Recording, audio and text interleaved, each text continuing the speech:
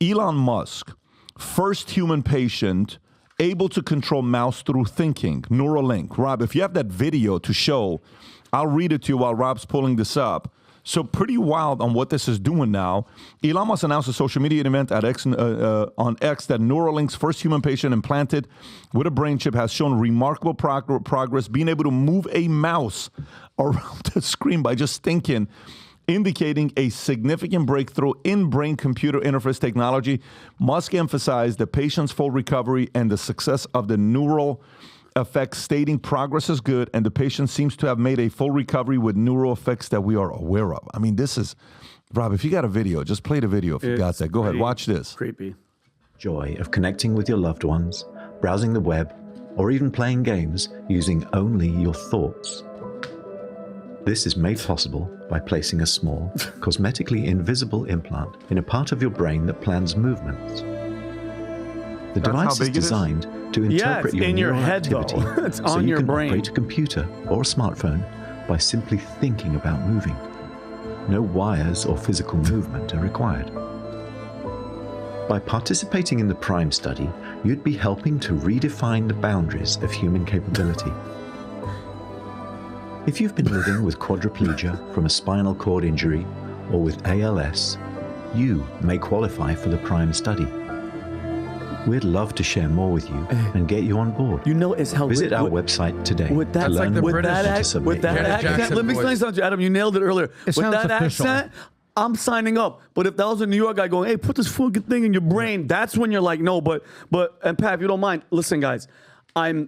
Before I even start this, I respect Elon Musk. I think he's brilliant. I think what he's done for free speech and buying X is all cool. But just devil's advocate, you never know when somebody might be a wolf in sheep's clothing. And I'm saying this, like, think about what's happening.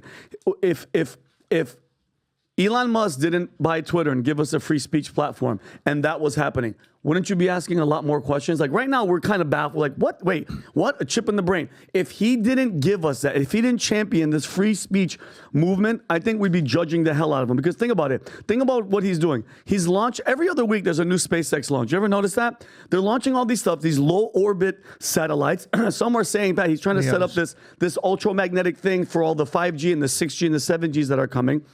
He launches Tesla, okay, which is, they're trying to go autonomous vehicles where, at some point, Tom, the car is going to do what it wants to do, if that's what some of the fears are. Waymo cars did that in Phoenix, and people set them on fire. Exactly. And then now he has Neuralink, where there's a chip in your brain. Okay, if he didn't buy Twitter, it'd be crazy. But and here's where I'm going with this. I think I lost my page, but the future is connecting the human brain with AI, right? With all that cloud stuff that he's talking about. Ray Kurzweil is one of the leading guys where he's like, we're going to be incorporated, but there was a big problem with him because they were worried about an art-elect war where artificial intelligence is now going to think that they're smarter than us and we're going to have a fight. SpaceX is leading the way. But then think about it. If he's this free speech guy, then why all of a sudden he's doing these deals with the Pentagon? What's that story, Rob? I think he did one where Musk's SpaceX forges tighter links with U.S. spy and military agencies. They're supposedly hating him because he's giving us this free speech, but he's working with them. And then who's to say, guys? Really think about this. This microchip is in your brain, right? Even though that nice British accent, and I'm going to put you. But who's to say that at one point he can't go on his phone and control what the hell you're doing? You know what I mean? Listen to what I'm doing. Go buy this. Go do this. Go into this, building and start shooting. I think this is a very, very, very slippery slope. And I think, again, just being devil's advocate, that everybody loves Elon Musk, but nobody's asking the real questions like, what is the end game? Because, bro, he's a businessman at the end of the day, and he's trying to make money. Am I right? So there's no doubt. With Elon, well, let's give credit where credit's due. He was just nominated for a Nobel Peace Prize. Yeah, that's fine. So that's fine. I mean, I'm saying good for him, but still. So, and why was he nominated? It's because he's a stout proponent of free speech. Obviously, this is regarding Twitter, now X.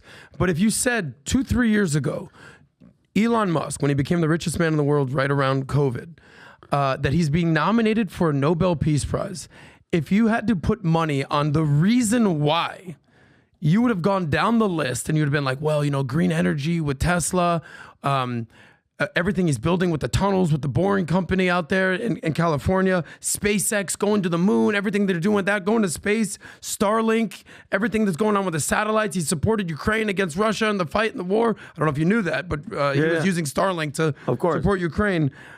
Neuralink, helping sick people be able to move their body, everything with that. No. He just bought Twitter for $44 billion, lost money. The number one 50c3 company in the world at this point. But it's pretty impressive what this guy's done. He's a builder, he's a creator, and I actually think he's going to win the Nobel Peace Prize for free speech. Tom. You know, I see the other side of this. We went all the way down to Musk here. The benefits of Neuralink.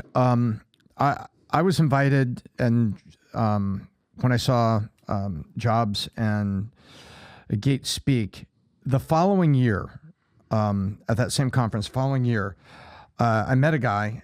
I talked to him for about a half hour. His name is Dean Kamen, and he runs DARPA. And he showed all of us the early prototypes of what became the Luke arm, where he was trying to put arms. Yes, that's him. He was trying to put arms back on to soldiers that had lost the full limb. And his theory was that the nerves that were in your shoulder were still there, even though the arm was cut off. And if he could get the arm and technology to listen to the nerves, that you could actually have a soldier with an artificial arm able to do things. And I saw the prototype on a guy feed himself with a spoon from a bowl. And this was a soldier that had lost his arm. And if you look up the Luke arm, so why am I saying this? Neuralink is a progression that you can go back to the work of Dean Kamen and DARPA that are trying to do things. There's always going to be like a downside, like we're making robots, we're making super soldiers, we're doing things. This was an arm designed to give mobility back to somebody that had lost it. And so look at the good that can happen. And by the way, that looks like robotic, but remember, it's got to listen to something. The nerves in your body that are telling you to move have little electronic impulses. To the right person, this is life-changing, by the way. Oh, big time. I watched a veteran feed himself for the first time in years. I saw it with my own eyes. The veteran with the arm was taking a spoon and feeding himself oatmeal and getting emotional that he had mobility back. So the things that are going on here, and I think what Musk is doing, and take that from moving a mouse to being able to be, functional again for somebody who's been injured. There's always going to be a dark side. Oh, they're going to make a bunch of robot soldiers and we're going to fight the war like that. But my point is, I think there's a lot of good that's being happened here. And I think the same core of Musk that brought us feed speech is thinking about Neuralink. I don't think he's thinking about soldiers in defense. Does he understand the risk? Sure he does. You hear him saying things about AI and the risk of AI in certain circumstances. Well, if you're hold on, but if you're the he's guy, a humanist. Yeah, but hold on. But if you're the guy that's saying AI could end humanity, why are you putting chips in people's brains that are going to be ultimately connected with AI? So all I'm saying is, and Tom, I respect that and I think it's amazing. But at the end of the day, it's like, you can ask questions and be like, yo, dude, what if you're saying one thing, but you're doing the other thing? You're like, what are we talking about here? It's a slippery slope, and it's going to get pretty crazy pretty fast. You don't have to put it in your head, dude. What do you mean? You don't have to put Neuralink in your head. By the way, let me ask you, Tom, and by the way, Rob, can you do me a favor and run a poll? Okay, run a poll. Would you consider putting Neuralink in your brain? Don't say anything. I've already ran one. It's running right now, actually. 86% of the audience, 2,500 people have voted. 86% of the audience says no, they would not get a Neuralink implanted in their brain. So let me ask this other question, though. What would follow up there? What would need to happen for you to consider doing that? Because remember there was this thing back in the day, some of you guys may remember it was called photo albums. Remember that thing back in the days? It's nowadays, if you have it in your house, you have to be above 70 years old, right? Yeah. Because nobody has photo albums anymore. Nowadays, everything's with photo albums is what? Instagram. You know how you go see your friend, like, oh my God, I haven't seen you for 6 years, but dude, I feel like I know everything that's going on in your life. Why is that? Because of Instagram being the photo album. Okay. When social media first came out, I was very late to get on Facebook. Very late. Everybody was getting on Facebook. I'm like, dude, there's no way in the world I'm going to get on Facebook and post pictures of my life there. Are you out of your freaking mind? And then I did. And then this other Foursquare thing came out. Yeah, check in where you are. You want me to tell people where I'm at so they can come and hunt me? This is how Middle Eastern thinks. Yeah, of course. I'm not going to say where I'm at, with what bar I'm at, what business I'm at.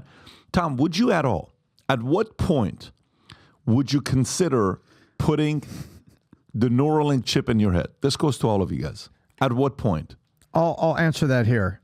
The 86% of the people that voted no with a healthy arm to move a mouse and to click the no button. Now let's take a poll of people who have been debilitated and maybe need it to be healed or brought back. And if I was in a condition that it offered me the ability to get part of my life back or part to get mobility back, yes, I would consider it. Okay, so watch this. Let's just say you're 78 years old and you officially have dementia. Yeah, let's just call you Joseph. I don't know, 81 years old. Okay, and Joey B, whatever. And then the people at your company keep pointing it out to you. Yeah, and you're like, so what if all of a sudden, I'm being serious with you. I know, What but if all of a Joey sudden, this guy named Joseph who lives in D.C. Okay, weird. I think it's called Pittsburgh Avenue or Pennsylvania, something like that. Pennsylvania, great. So what if this guy named Joseph calls Elon Musk and says, listen, bro, if you put this chip in, okay, he takes it. Next thing you know, press conference. Hello, everybody. So what questions do you have? And he's just like, bam, bam, bam, bam.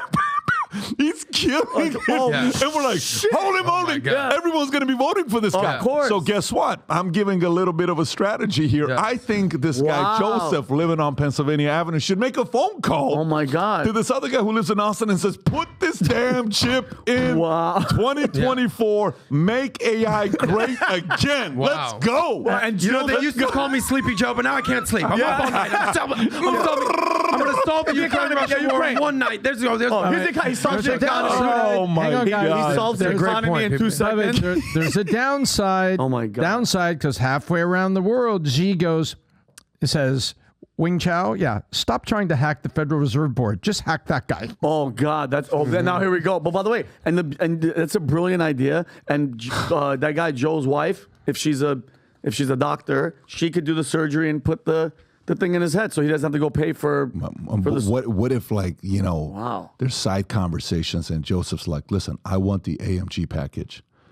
I want like the fully they're gonna loaded. They're gonna know though. They're gonna know that you're too advanced. Like just as long as you're not in your underwear. I just want you to think like how so those presidents. crazy. Well, do you remember in 1928 when this that's what happened? And how about the time that that's General this in 1826 and what about the time that David like what do you say to this guy? You know, late breaking news. Late breaking news. It's like in a weird turn of events. Joseph Biden approval rating 96% amongst Republicans. The debt. We're out of debt. The war is over, and we're in surplus. Thank you, Holy Bidenomics. shit. It's like Viagra for your brain. It is. It really is. Imagine that. It really is. But to answer your question, how many people would you say would actually do this? Well, if we learned anything from the migrant crisis in the sanctuary city, where am I going with this? The migrant crisis. People don't take notice until things personally affect you.